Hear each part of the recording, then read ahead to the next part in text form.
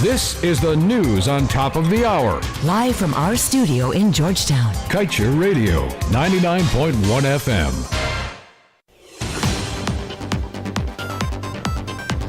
Good evening. Welcome to this evening's newscast right here on Kaieteur Radio. I'm Kevin Smith. Let's get to the news in detail. In his address to the United Nations General Assembly, Minister of Natural Resources Vikram Bharat reiterated the government's commitment to net zero emissions by 2050. This ambitious but necessary goal was pledged by world leaders, including Guyana, as part of the 2015 Paris Agreement.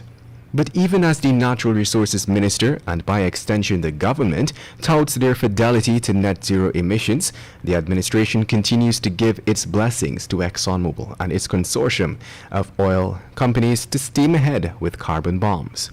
In the offshore concession that keeps on giving, the Stabroek Block, Exxon has been flaring gas above pilot levels on board the Liza Destiny operations for some 20 months.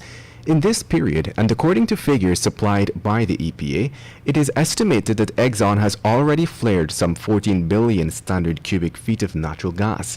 In simpler terms, the amount of gas flared by Exxon is equivalent to the removal of over 1.6 million acres of forest, identical to the size of Region 2 and a small fraction of Region 3.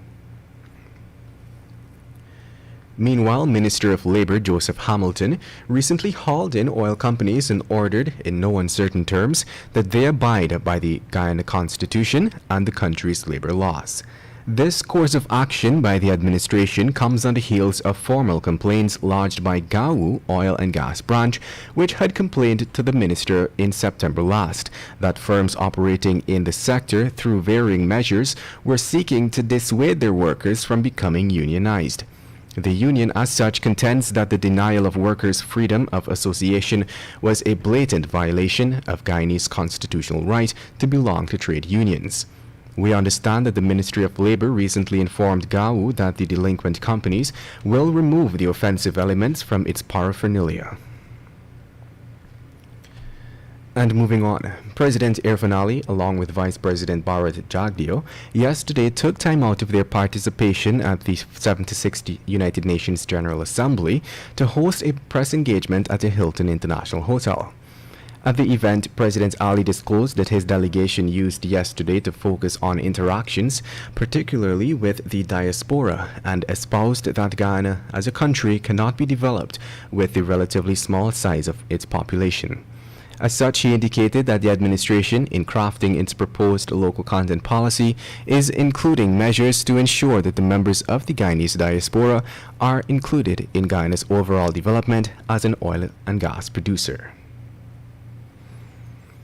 Meanwhile, a single mother and her 5 children are now homeless after a fire completely destroyed their one-bedroom concrete home they lived in at Blueberry Hill, Wismar, Linden. The mother, Orleen Holder, was not at home at the time, but her 5 children, the oldest being 10, were in the house when the incident occurred around 11:45 on Thursday. During that time, Holder said she left the home to render some assistance to the teachers at a nearby school since they were moving into another building. We understand that the neighbor saw smoke emanating from the house and heard the children screaming.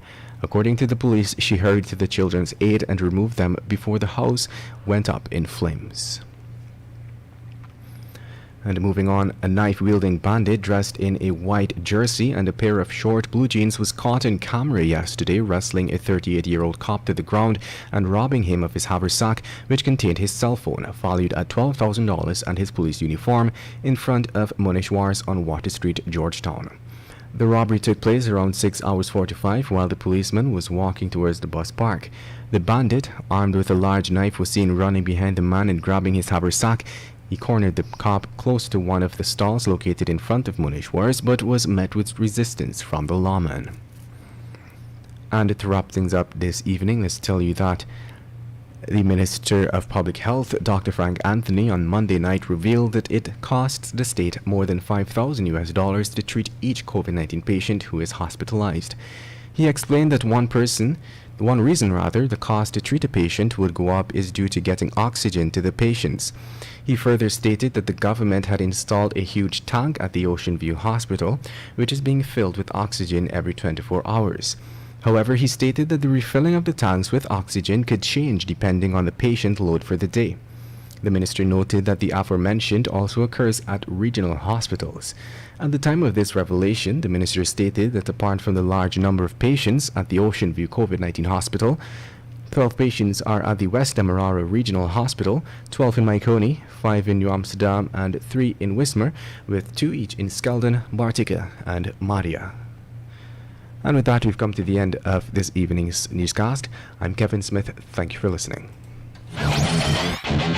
Want value for your advertising dollar? Then place your ads on Kaieteur Radio's Newscast.